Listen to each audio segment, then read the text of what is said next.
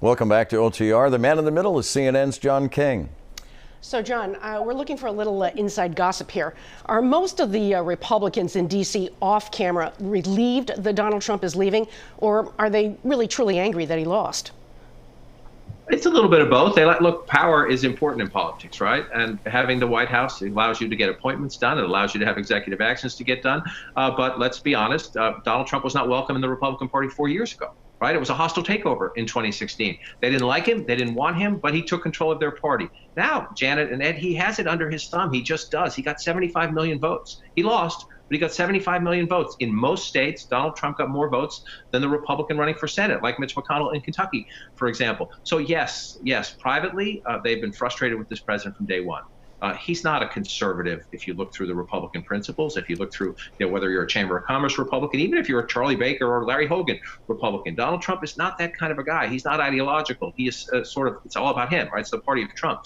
So they're happy to see him go, but they're worried about what this looks like.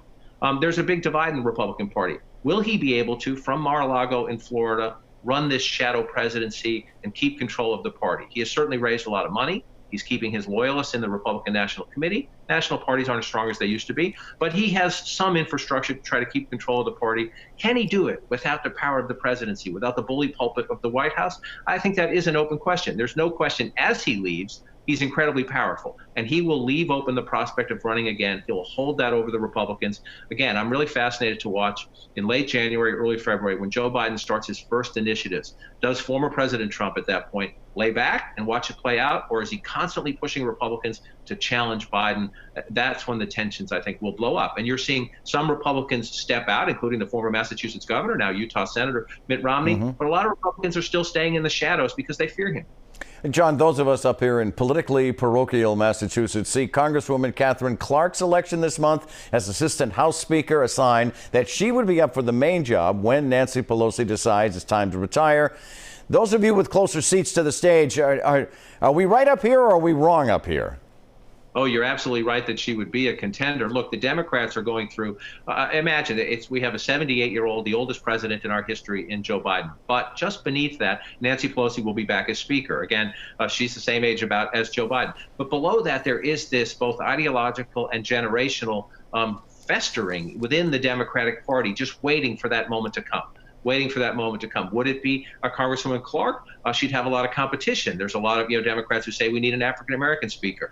There certainly would be impetus to try to keep a woman speaker. Nancy Pelosi, the first to do that. So she is a rising star in the party, and she has great stature and respect among her colleagues because of how she does her business, how she conducts herself.